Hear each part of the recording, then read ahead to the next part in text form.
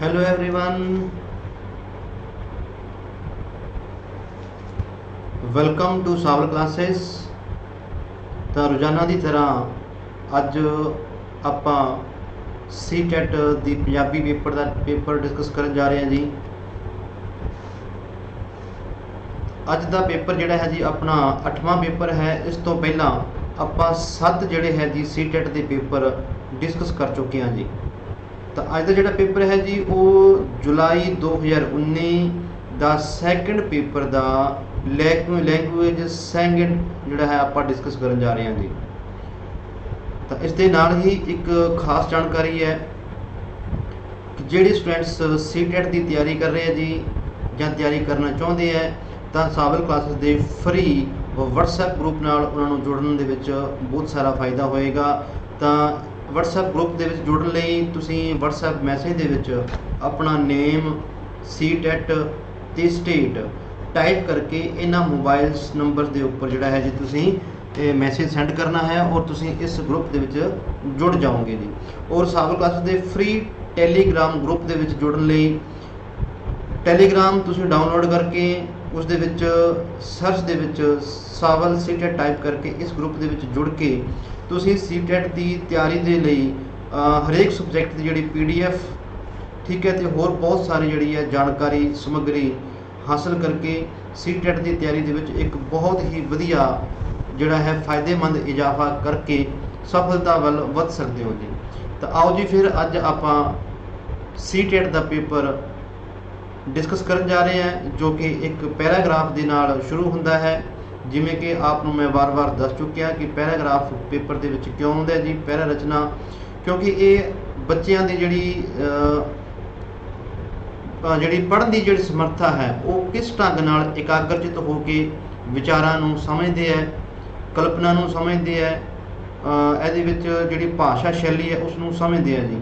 ਤਾਂ ਇਹ ਸਾਰਾ ਕੁਝ ਸਮਝ ਦੇ ਆਧਾਰ ਦੇ ਉੱਪਰ ਹੀ ਸਟੂਡੈਂਟਸ ਜਿਹੜੇ ਹੈ ਉਹ ਪ੍ਰਸ਼ਨਾਂ ਦੇ ਉੱਤਰ ਠੀਕ ਢੰਗ ਨਾਲ ਦੇ ਪਾਉਂਦੇ ਹੈ ਜਾਂ ਨਹੀਂ ਦੇ ਪਾਉਂਦੇ ਜੀ। ਇਹ ਜਿਹੜੀ ਹੈ ਯੋਗਤਾ ਦਾ ਮੁਲਾਂਕਣ ਕਰਨ ਲਈ ਪੇਪਰ ਦੇ ਵਿੱਚ ਪੈਰਾ ਰਚਨਾ ਪਾਇਆ ਜਾਂਦਾ ਹੈ। ਤਾਂ ਆਓ ਫਿਰ ਆਪਾਂ ਪੈਰਾ ਰਚਨਾ ਪੜ੍ਹਦੇ ਹਾਂ ਅਤੇ ਇਸ ਦੇ ਪ੍ਰਸ਼ਨਾਂ ਦਾ ਉੱਤਰ ਫਿਰ ਆਪਾਂ ਡਿਸਕਸ ਕਰਾਂਗੇ। ਵਤਨ ਦੇ ਪਿਆਰ ਦਾ ਮੁੱਢ ਘਰ, ਮਾਂ, ਭੈਣ ਅਤੇ ਬੱਚਿਆਂ ਦੀ ਮਾਂ ਦਾ ਗੂੜਾ ਸਾਦਾ ਪਰ ਅਸਗਾ ਜਿਹਾ ਖਾਸ ਮਾਨਾ।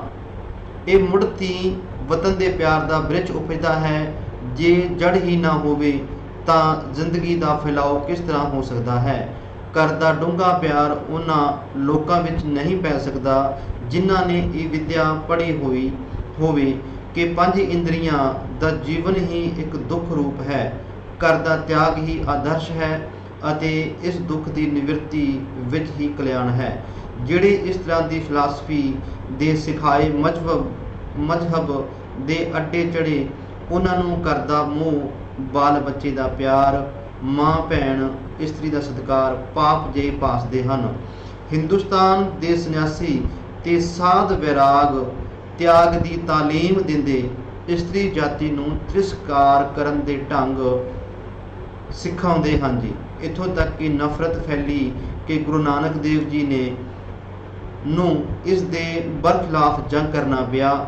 ਸਾਹਿਬ ਫਰਮਾਉਂਦੇ ਹਨ, ਪੰਡ ਨਿਮਿਆ ਪੰਡ ਜੰਮੀਐ ਪੰਡ ਮੰਗਣ ਵਿਆਹ। ਪੰਡ ਹੋਵੇ ਦੋਸਤੀ ਪੰਡ ਚਲੇ ਰਾਹ। ਪੰਡ ਮੁਆ ਪੰਡ ਭਾਲੀਐ ਪੰਡ ਹੋਵੇ ਬੰਦਾਨ। ਸੋ ਕਿਉ ਮੰਦਾ ਆਖੀਏ ਜਿਤ ਜੰਮੇ ਰਾਜਾਨ। ਘਰ ਦਾ ਜੀਵਨ ਤੇ ਵਤਨ ਦਾ ਪਿਆਰ ਇਸਤਰੀ ਜਾਤੀ ਦੀ ਬੇਹੱਦ ਸਤਿਕਾਰ ਅਤੇ ਪਿਆਰ ਦੇ ਬਿਨਾਂ ਜਿਉਂਦਾ ਨਹੀਂ ਰਹਿ ਸਕਦਾ। ਤਾਂ ਆਪਾਂ ਇਸ ਪੈਰਾ ਰਚਨਾ ਦੇ ਵਿੱਚ ਇਸਤਰੀ ਦੇ ਬਾਰੇ, ਸਤਿਕਾਰ ਦੇ ਬਾਰੇ ਆਪਾਂ ਗੱਲ ਕੀਤੀ ਹੈ, ਘਰ ਪਰਿਵਾਰ ਦੇ ਬਾਰੇ ਆਪਾਂ ਸਮਝਣ ਦੀ ਕੋਸ਼ਿਸ਼ ਕੀਤੀ ਹੈ। ਤਾਂ ਆਓ ਆਪਾਂ ਇਹਨਾਂ ਪ੍ਰਸ਼ਨਾਂ ਦੇ ਉੱਤਰ ਡਿਸਕਸ ਕਰਨ ਦੀ ਕੋਸ਼ਿਸ਼ ਕਰਦੇ ਹਾਂ। ਜਿਵੇਂ ਕਿ ਪਹਿਲਾ ਹੈ ਜੀ ਕੁਐਸਚਨ, ਘਰ ਦੇ ਤਿਆਗ ਨੂੰ ਆਦਰਸ਼ ਮੰਨਣ ਵਾਲਿਆਂ ਨੂੰ ਘਰ ਪਰਿਵਾਰ ਕਿਹੋ ਜਿਹਾ ਲੱਗਦਾ ਹੈ ਜੀ। ਤਾਂ ਇੱਥੇ ਆਪਾਂ ਗੱਲ ਸਮਝੀ ਸੀ, ਪੜ੍ਹਿਆ ਸੀਗਾ। ਤਾਂ ਇਸ ਦਾ ਆਨਸਰ ਆਏਗਾ ਜੀ ਦੂਸਰਾ ਆਪਸ਼ਨ ਪਾਪ ਵਰਗਾ ਲੱਗਦਾ ਹੈ। ਪ੍ਰਸ਼ਨ ਨੰਬਰ 122 ਦੇਖਦੇ ਹਾਂ।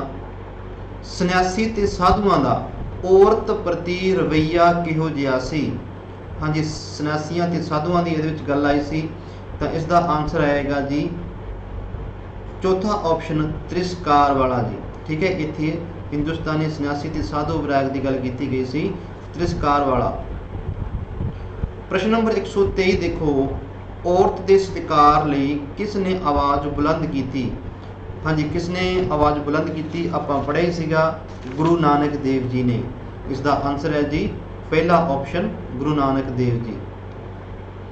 प्रश्न नंबर 124 देखते हैं, इस्त्री जाति के सत्कार तो बिना किस दी होंद खतरे विच है? सन्यासियों की, नेतावां की, साधुआं की जां करते वतन की जी।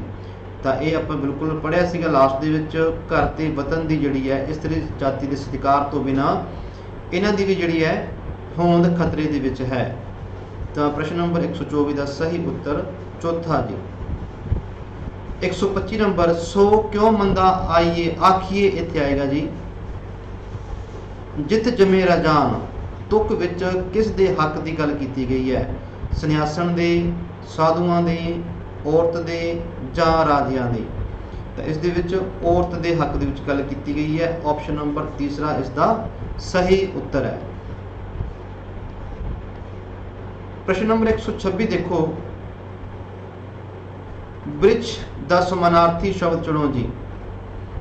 प्यार, रुख, तालीम, कल्याण जी। तो वृक्ष का समानार्थी शब्द की है जी? दूसरा ऑप्शन रुख।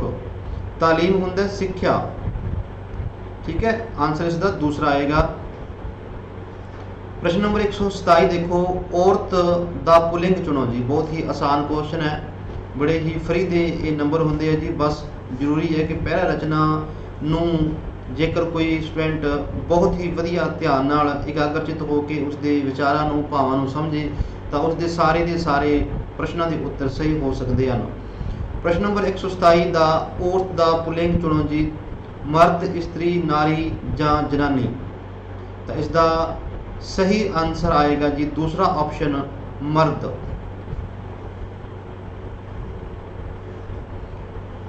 एक 128 नंबर देखो, वतन दे प्यार की शुरुआत कित्थों हुंदी है? ये आपां पहलियां दो लाइनां दे विच पढ़िया सी।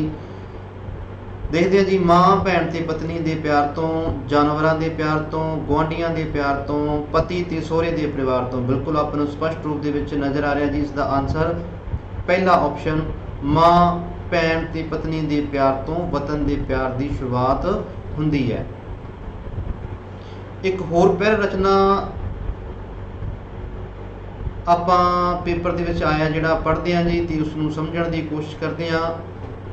पंजाबियों नूं वीरता की रुचि विरासत विच मिली है। शुरू तो ही इन्हां नूं भारत उत्ते धावा करन आए धाड़वियां नाल लोहा लेना पिया।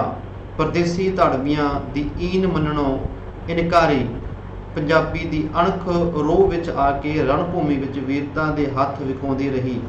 यूनानियां दे काल तो लैके अंग्रेजी राज की स्थापति तक पंजाबियों नूं अपने वैरियां विरुद्ध बेअंत वार तेगां वाउणियां पईयां हन। पंजाब दे जायां नूं नित मुहिमा कहावत इस गल की गवाही दिंदी है। पंजाबी लोक गीत भी पंजाबियां दी हज़ारां वरियां तो तुरी आ रही वीर परंपरा नूं सांभी तुरे आ रहे हैं। इन्हां विच पंजाबी नायक हथियारां नाल लैस नीले घोड़ियां ते असवार राजे अते राजे की नौकरी जां देश की रखिया लई नित नवीं मुहिमां ते सज गहियां पत्नियां नूं विछेड़ा दे के जांदे नज़र आउंदे हन जी। तो ये पंजाबी लोगों की वीरता की गल की है कि पुराने इतिहास तो भी की है जी, उन्होंने वीरता जिहड़ी है काम आई है जां उन्होंने उन्होंने डट के मुकाबला किया।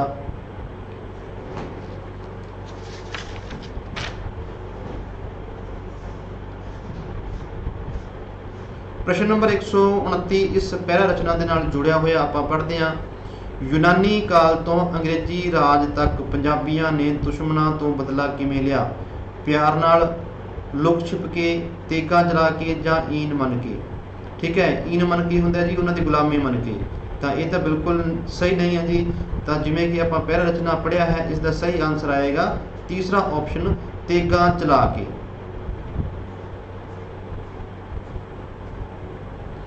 एक सौ 30 नंबर देखो जी प्रश्न, हेठ लिखिया विचों कहावत चुनो जी। हाँ जी, एक कहावत आई है ਇਹਦੇ ਵਿੱਚ, पंजाब दे जम्मिਆਂ ਨੂੰ नित महिमा, लोहा लेना, ईन मननी, तेग बोनी। ये तिन्ने जिहड़े है जी ये मुहावरे है।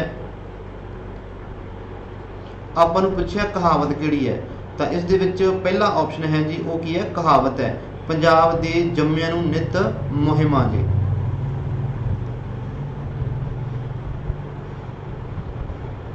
एक सौ 31 नंबर, पंजाबियों की वीरता का जिक्र होर कित्थे मिलता है, बुझारतां विच, सिठणियां विच, चुटकुलियां विच जां लोक गीतां दे विच। तां इत्थे लोक गीतां की गल कीती गई सी, बिल्कुल आपां पढ़िया है जी, याद भी आपां नूं, ते इसदा आंसर आएगा फोर्थ ऑप्शन, लोक गीतां विच। प्रश्न नंबर 132, पंजाबी किन्हां दी ईन नहीं मनदे। ईन मतलब गुलामी, गुआंढियां दी, विदेशी धाड़वियां दी, परिवारां दी, वड्डे वडेरियां दी।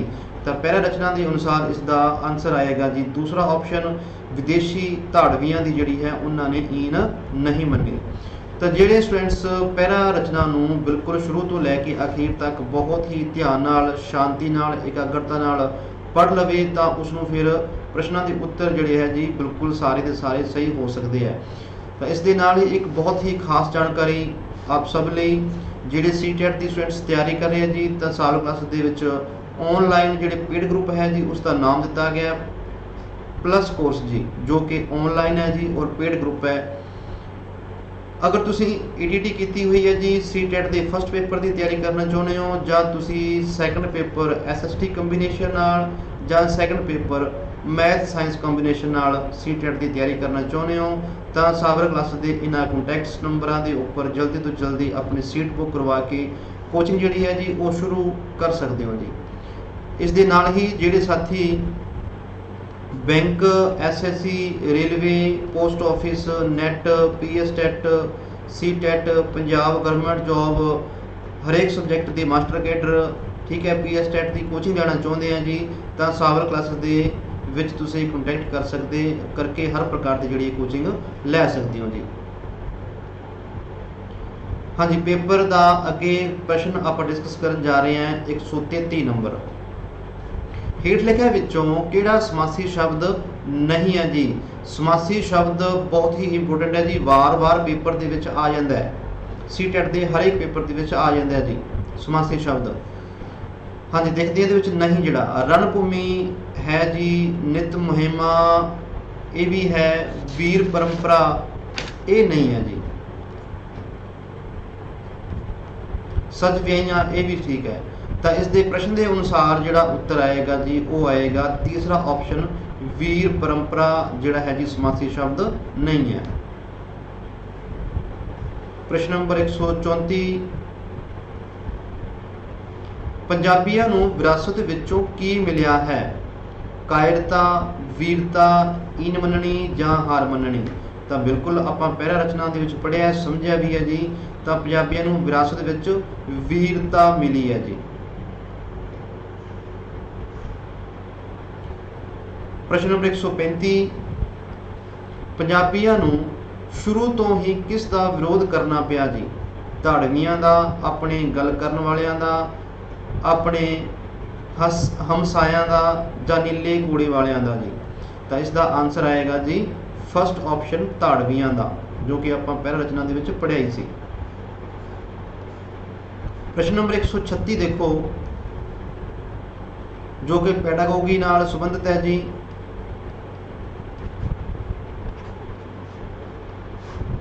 लिखण प्रक्रिया, जिवें कि आपां नूं पता ही है कि भाषा के 4 कौशल हुंदे है, सुनना, बोलना, पढ़ना ते लिखना। इत्थे विच लिखण की गल पूछी जा रही है। लिखण प्रक्रिया लई हेठ लिखियां विचों किस नूं अपनाउणा चाहीदा है, शब्दां की सीमा, लच्छेदार अलंकारमई भाषा का वरतों, संबंधवाचक पड़नाम की वरतों जां विचारां का संगठन।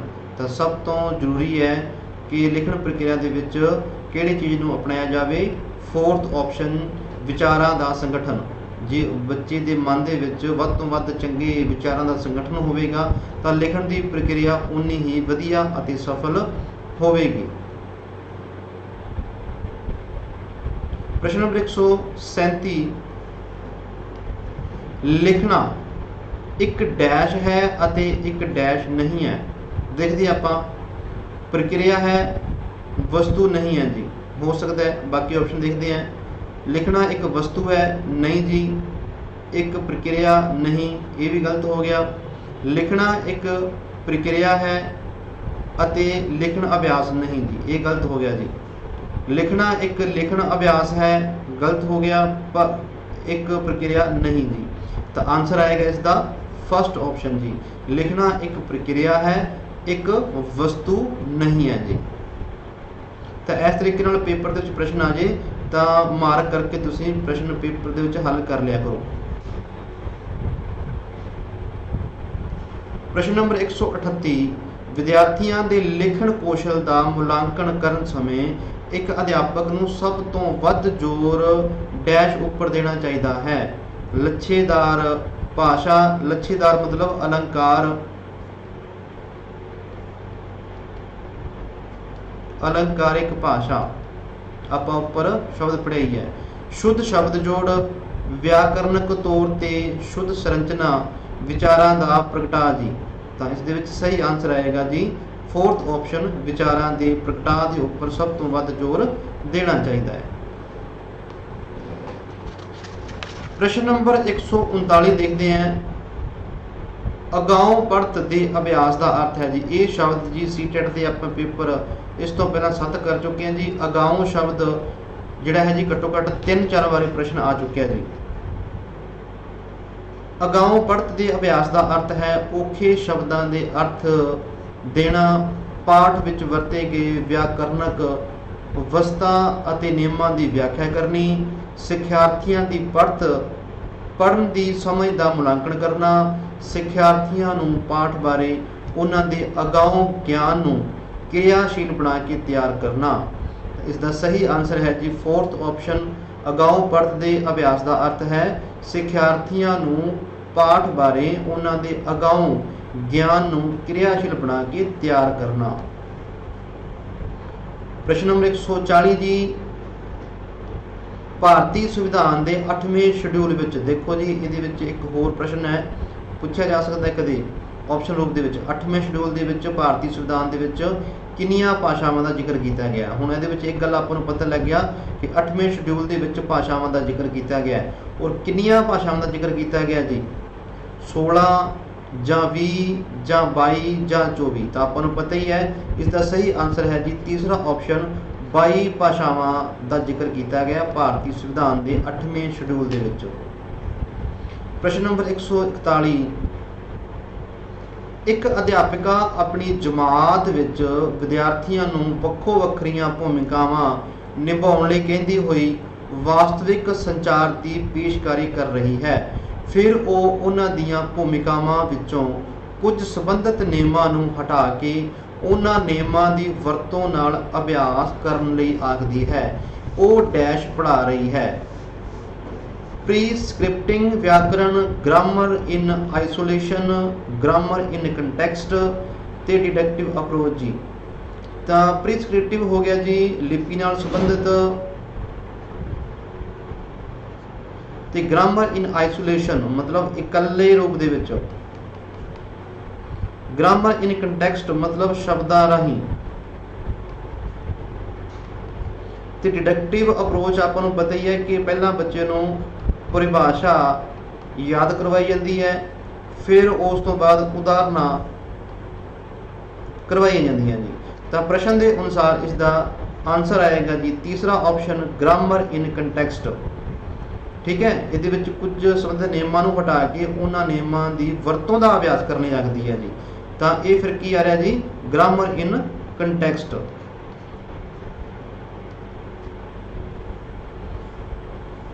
प्रश्न नंबर 142, भाषा का एक अध्यापक सारे बच्चों की सिखलाई की शैली वाल ध्यान दे सकता है।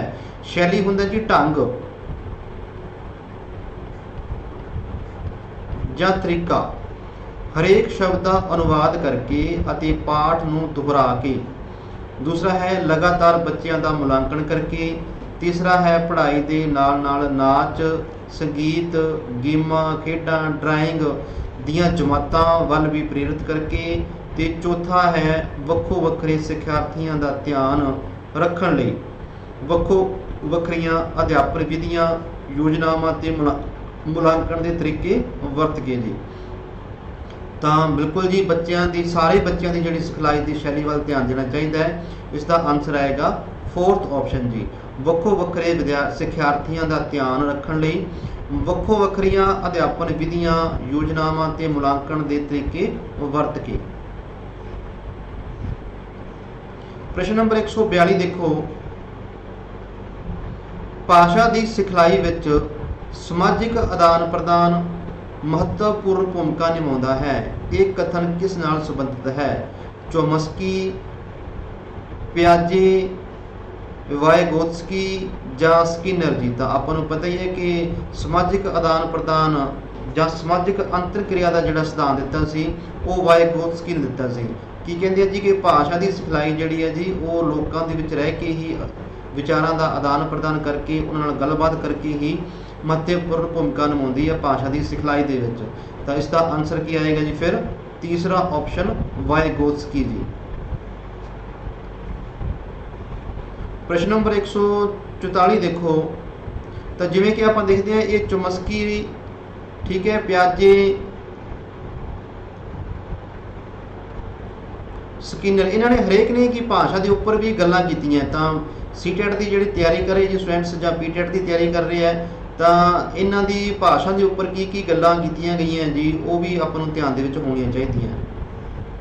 ਤਾਂ ਸੀਟੈਟ ਦੇ ਜਿਹੜੇ ਪੇਡ ਗਰੁੱਪ ਦੇ ਵਿੱਚ ਜਿਹੜੀ ਕੋਚਿੰਗ ਦਿੱਤੀ ਜਾਂਦੀ ਹੈ, ਤਾਂ ਇਹਨਾਂ ਦੇ ਬਾਰੇ ਸਾਰੀਆਂ ਗੱਲਾਂ ਆਪਾਂ ਡਿਟੇਲ ਦੇ ਵਿੱਚ ਡਿਸਕਸ ਕਰਦੇ ਹਾਂ ਜੀ। ਪ੍ਰਸ਼ਨ ਨੰਬਰ 144 ਦੇਖਦੇ ਹਾਂ, ਬੋਲਣ ਦੀ ਮੁਹਾਰਤ ਕਿਸ ਲਈ ਜ਼ਰੂਰੀ ਹੈ ਜੀ? ਸਾਫ਼ ਤੇ ਢੁਕਵੇਂ ਉਚਾਰਨ ਲਈ, ਵਿਸ਼ੇ ਅਤੇ ਸਥਿਤੀ ਅਨੁਸਾਰ ਬੋਲਣ ਲਈ, ਸਹਿਜ ਨਾਲ ਬੋਲਣ ਲਈ, ਲੱਛੇਦਾਰ ਭਾਸ਼ਾ ਦੀ ਵਰਤੋਂ ਲਈ ਜੀ। ਇਸ ਦਾ ਆਨਸਰ ਹੈ ਜੀ ਦੂਸਰਾ ਆਪਸ਼ਨ ਜੀ, ਵਿਸ਼ੇ ਅਤੇ ਸਥਿਤੀ ਅਨੁਸਾਰ ਬੋਲਣ ਦੀ ਮੁਹਾਰਤ ਲਈ ਜ਼ਰੂਰੀ ਹੈ। ਠੀਕ। ਪ੍ਰਸ਼ਨ ਨੰਬਰ 145 ਦੇਖੋ, ਉਹ ਟੈਸਟ ਜਿਸ ਰਾਹੀਂ ਇੱਕ ਅਧਿਆਪਕ ਨੂੰ ਇਹ ਸਮਝਣ ਵਿੱਚ ਸਹਾਇਤਾ ਮਿਲਦੀ ਹੈ ਕਿ ਕੋਈ ਬੱਚਾ ਭਾਸ਼ਾ ਸਿੱਖਣ ਵਿੱਚ ਵਿਸ਼ੇਸ਼ ਸਮੱਸਿਆਵਾਂ ਦਾ ਸਾਹਮਣਾ ਕਰ ਰਿਹਾ ਹੈ, ਉਹ ਹੈ ਜੀ ਕੀ ਹੈ? District point test, diagnostic test, communicative test ਜਾਂ ਪ੍ਰੋਬਲਮ ਸੋਲਵਿੰਗ ਟੈਸਟ ਜੀ। ਤਾਂ ਇਹਦਾ ਆਨਸਰ ਆਏਗਾ ਜੀ ਦੂਸਰਾ ਆਪਸ਼ਨ ਡਾਇਗਨੋਸਟਿਕ ਟੈਸਟ ਜੀ। ਇਸ ਨੂੰ ਆਪਾਂ ਕੀ ਕਹਿ ਦਿੰਦੇ ਹਾਂ? ਤਖਸ਼ੀਸ਼ੀ ਪ੍ਰੀਖਿਆ।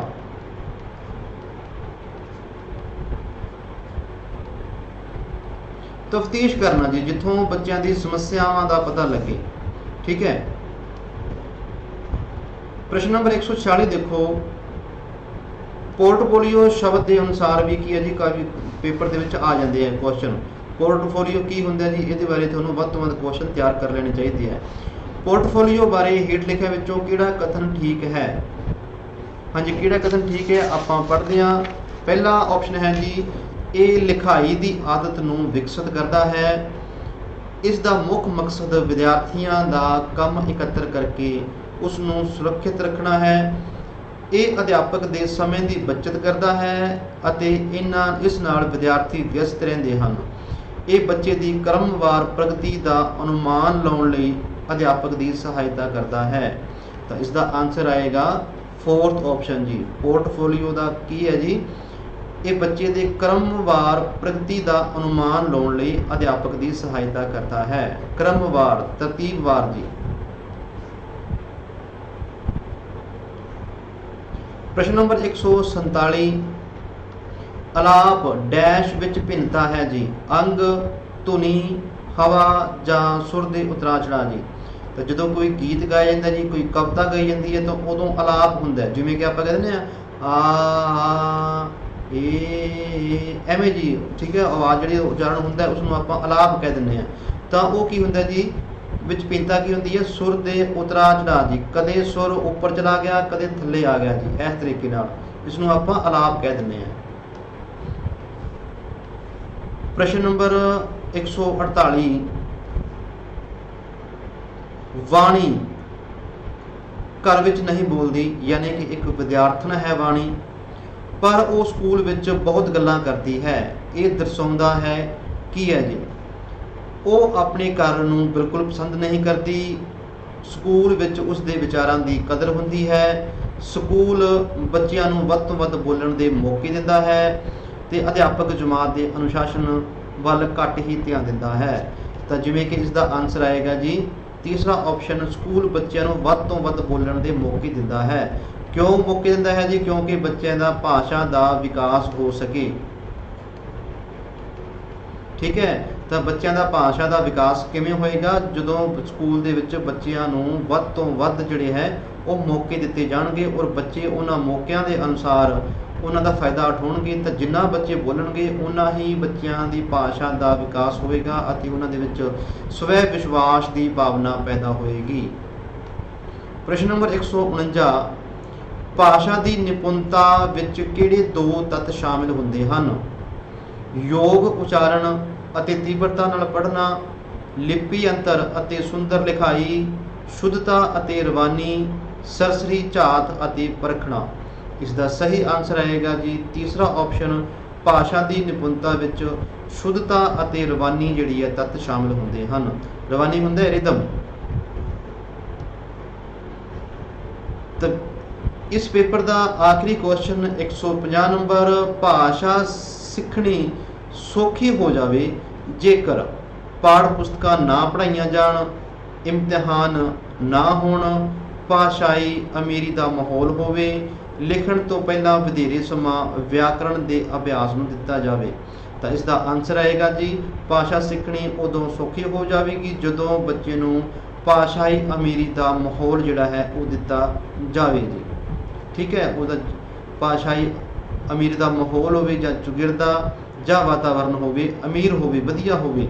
ਠੀਕ ਹੈ, ਬੱਚੇ ਦੇ ਲੈਵਲ ਦੇ ਅਨੁਸਾਰ ਹੋਵੇ ਤਾਂ ਭਾਸ਼ਾ ਸਿੱਖਣੀ ਉਦੋਂ ਸੌਖੀ ਹੋ ਜਾਏਗੀ। ਇਸ ਦਾ ਉੱਤਰ ਆਏਗਾ ਆਪਸ਼ਨ ਨੰਬਰ ਤੀਸਰਾ ਜੀ। ਤਾਂ ਠੀਕ ਸਾਥੀਓ, ਇਹ ਆਪਾਂ ਡਿਸਕਸ ਕੀਤਾ ਜੀ 2019 ਦਾ ਪੇਪਰ ਸੈਕੰਡ ਦੀ ਲੈਂਗੁਏਜ ਸੈਕੰਡ ਜੀ। ਤਾਂ ਕੱਲ ਆਪਾਂ ਇੱਕ ਹੋਰ ਸੀਟੈਟ ਦੇ ਓਰੀਜਨਲ ਪੇਪਰ ਨੂੰ ਆਪਾਂ ਡਿਸਕਸ ਕਰਾਂਗੇ। ਤਾਂ ਜਿਹੜੇ ਸਾਥੀ ਸੀਟੈਟ ਦੀ ਕੋਚਿੰਗ ਲੈਣਾ ਚਾਹੁੰਦੇ ਆ ਜੀ, ਹਰੇਕ ਸਬਜੈਕਟ ਦੀ ਸਾਬਲ ਕਲਾਸ ਦੇ ਵਿੱਚ ਐਸੇ ਹੀ ਤਰੀਕੇ ਨਾਲ ਆਨਲਾਈਨ ਹਰੇਕ ਸਬਜੈਕਟ ਦੀ ਪੂਰੀ ਡਿਟੇਲ ਦੇ ਵਿੱਚ ਹਰੇਕ ਟੌਪਿਕ ਨੂੰ ਥਿਊਰੀ ਜਿਹੜੀ ਕਰਵਾਈ ਜਾਂਦੀ ਹੈ ਜੀ, ਅਤੇ ਉਹਦੇ MCQs ਵੀ ਜਿਹੜੇ ਹੈ ਸਟੂਡੈਂਟਸ ਨੂੰ ਕਰਵਾਏ ਜਾਂਦੇ ਆ। ਤਾਂ ਇੱਕ ਸਟੂਡੈਂਟਸ ਦੀ ਇੱਕ ਚੰਗੇ ਲੈਵਲ ਦੀ ਤਿਆਰੀ ਹੋ ਜਾਂਦੀ ਹੈ, ਜੋ ਕਿ ਸੀਟੈਟ ਦੇ ਵਿੱਚ ਸਫਲਤਾ ਪ੍ਰਾਪਤ ਕਰਨ ਲਈ ਕਾਫੀ ਫਾਇਦੇਮੰਦ ਸਾਬਿਤ ਹੋ ਸਕਦੀ ਹੈ। ਤਾਂ ਕਿਸੇ ਤਰ੍ਹਾਂ ਦੀ ਵੀ ਕੋਈ ਤੁਹਾਡੀ ਕੁਐਰੀ ਹੋਵੇ ਤਾਂ ਸਾਬਰ ਕਲਾਸ ਦੇ ਇਹਨਾਂ ਕੰਟੈਕਟ ਨੰਬਰ ਦੇ ਉੱਪਰ ਤੁਸੀਂ ਜਾਣਕਾਰੀ ਹਾਸਲ ਕਰ ਸਕਦੇ ਹੋ। ਠੀਕ ਜੀ, ਆਪਾਂ ਮਿਲਦੇ ਹਾਂ ਫਿਰ ਕੱਲ ਨਵੇਂ ਇੱਕ ਜਿਹੜਾ ਹੈ ਜੀ ਆਪਣੇ ਸੀਟੈਟ ਦੇ ਪੇਪਰ ਦੀ ਡਿਸਕਸ਼ਨ ਦੇ ਨਾਲ। ਤਦ ਤੱਕ ਲਈ ਸ਼ੁਕਰੀਆ ਜੀ, ਥੈਂਕ ਯੂ ਵੈਰੀ ਮਚ।